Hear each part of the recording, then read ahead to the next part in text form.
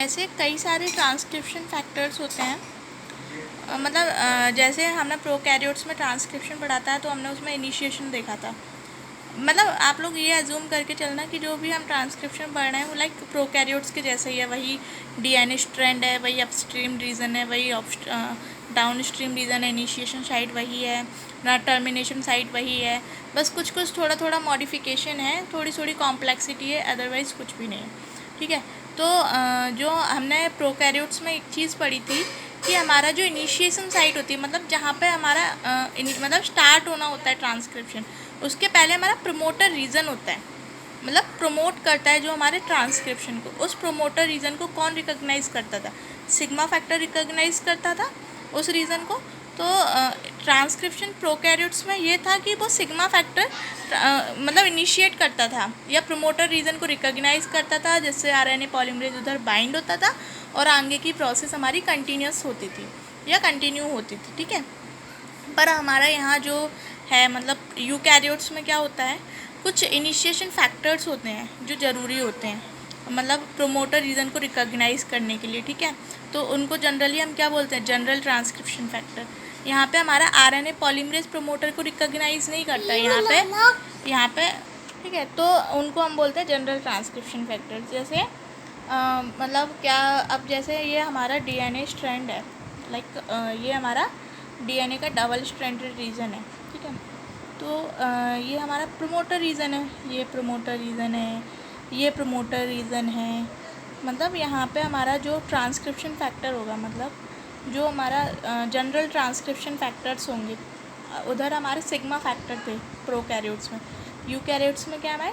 Transcription factor है जो कि बाइंड होते हैं, रीजन को रिकॉग्नाइज करते हैं, प्रमोटर रीजन को। जैसे ये रीजन इन्होंने रिकॉग्नाइज किया, जनरल प्रमोटर रीजन ने और जनरल ट्रांसक्रिप्शन फैक्टर ने ये रीजन रिकॉग्नाइज किया। ठीक है, तो इस रीजन पे ट्रांसक्रिप्शन फैक्टर आके बाइंड होंगे। ठीक है, और ट्रांसक्रिप्शन फैक्टर आके यहाँ पे एक जगह बाइंड होके एक साइट बनाएंगे जिस पे जो हमारा आरएनए पॉलीमरेज है, जैसे ये जो एंजाइम है आरएनए पॉलीमरेज है, वो आके इधर बाइंड हो। ठीक है, इधर आके बाइंड होगा और हमारा ट्रांसक्रिप्शन इनिशिएट होगा, ट्रांसक्रिप्शन की प्रोसेस हमारी शुरू हो जाएगी। सिंपल सी बात इतनी है कि जो हमारे जनरल ट्रांसक्रिप्शन फैक्टर हैं जो कि एक प्रमोटर रीजन को रिकॉग्नाइज करते हैं, उस प्रमोटर रीजन को रिकॉग्नाइज करके उस जगह बाइंड हो जाते हैं प्रमोटर रीजन पे, और एक राइबोसो जो पॉलीमरेज बाइंडिंग साइट बनाते हैं जहाँ पे जो हमारा आरएनए पॉलीमरेज है वो आके बाइंड हो, और आके बाइंड होके फिर उसमें ट्रांसक्रिप्शन हमारा आरएनए इनिशिएट हो। सिंपल इतना है। ठीक है, तो अगर हम इसकी डेफिनेशन पढ़ें सेवरल अब हम इसकी डेफिनेशन या थ्योरी पढ़ के थोड़ा बहुत समझने की कोशिश करते हैं। Several initiation factors are required for efficient and promoter specific initiation in eukaryotes and are called as general transcription factors. कुछ इनिशिएशन फैक्टर्स कई सारे इनिशिएशन फैक्टर्स होते हैं, वो ज़रूरी होते हैं एफिशिएंट एफिशिएंट काफ़ी अच्छी चीज़ों के लिए। ठीक है, और प्रमोटर स्पेसिफिक होते हैं, जो प्रमोटर से ही बाइंड होते हैं। एक जैसे हमारा एक डीएनए स्ट्रैंड है तो उस स्ट्रैंड पे हमारा प्रमोटर रीजन है, तो उसी के लिए ही वो फैक्टर होगा, उसके अलावा किसी और रीज़न के लिए वो फैक्टर नहीं होगा। प्रमोटर स्पेसिफिक एक किसी चीज़ के लिए स्पेसिफाई होगा, इधर उधर हर किसी चीज़ के लिए नहीं होगा, सिर्फ स्पेसिफिक प्रमोटर के लिए ही वो फैक्टर रिस्पॉन्सिबल या रिक्वायर्ड होगा। ठीक है, promoter specific initiation in eukaryotes में, जिसको हम बोलते हैं जनरल ट्रांसक्रिप्शन फैक्टर्स। ठीक है, अगर इसको हम दोबारा एक्सप्लेन करें तो कि कई सारे इनिशिएशन फैक्टर्स होते हैं जो ज़रूरी होते हैं प्रमोटर स्पेसिफिक इनिशिएशन के लिए, जो इनिशिएशन स्टार्ट होना है उस स्टार्टिंग के लिए प्रमोटर को रिकॉग्नाइज करना, जो कि प्रमोटर स्पेसिफिक है यूकैरियोट्स में, जिनको हम बोलते हैं जनरल ट्रांसक्रिप्शन फैक्टर्स। ठीक है, यूकैरियोट्स में the term is used to describe all the sequences that are In eukaryotes, the term promoter is used to describe all the sequences that are important in the initiation of transcription of a transcription unit. मतलब eukaryotes में जो term promoter है वो use किया जाता है उन sequence को डिस्क्राइब करने के लिए जो कि इम्पॉर्टेंट होते हैं इनिशिएशन मतलब स्टार्ट करने के लिए ट्रांसक्रिप्शन को, ट्रांसक्रिप्शन यूनिट मतलब आरएनए के लिए।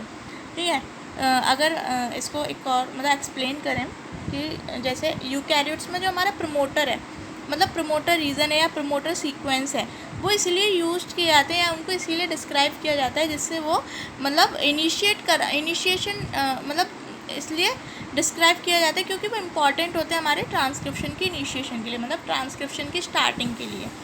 ठीक है, for some transcription unit the sequences not only include the core promoter which is the site at which the initiation complex is assembled but also one of more upstream regulatory promoter element।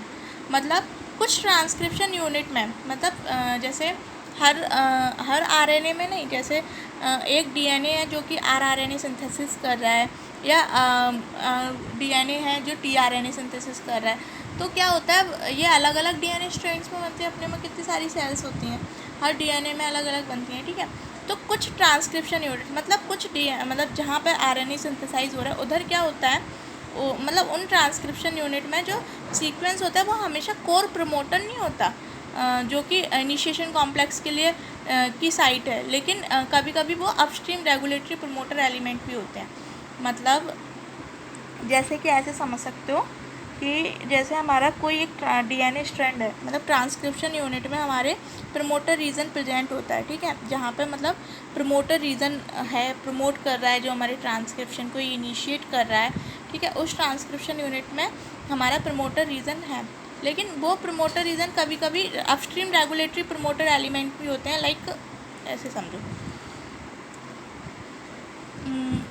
जैसे ये reason है, ये हमारा core promoter reason है, ये हमारा एक strand है, इसमें हमारा कोर प्रमोटर है जो कि एक इनिशिएशन कॉम्प्लेक्स है, यहाँ से इनिशिएशन शुरू हो रहा है। लेकिन कभी कभी क्या होता है जैसे इधर एक रेगुलेटरी है जो रेगुलेट कर रहा है, ये रेगुलेटरी एलिमेंट है, अपस्ट्रीम रेगुलेटरी एलिमेंट जो इसको प्रमोट करने के लिए रेगुलेट कर रहा है।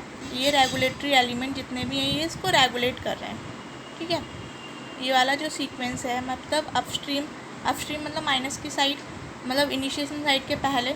ठीक है, रेगुलेटरी मतलब जो रेगुलेट कर रहे हैं, रेगुलेटरी एलिमेंट मतलब किसको एलिमेंट कर रहे हैं, कोर प्रमोटर या इनिशिएशन को, ट्रांसक्रिप्शन के इनिशिएशन को।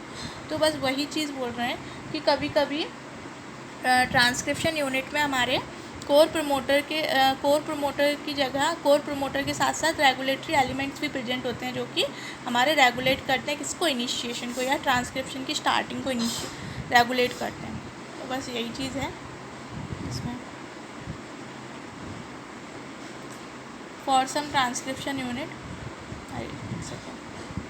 For some transcription unit, the sequence not only include the core promoter, which is the site at which the initiation complex is assembled, but also one of more upstream regulatory promoter element। ठीक है, अब जो हमारा core promoter होता है, a core promoter is typically 40 to 60 base pair long, extending either upstream downstream for the transcription start site। मतलब उन्होंने ये बोल रहे हैं कि जो हमारा कोर प्रमोटर है, ये हमारा जो रीज़न है कोर प्रमोटर रीज़न, ये कोर प्रमोटर रीज़न हमारा 40 to 60 बेस पेयर लॉन्ग होता है।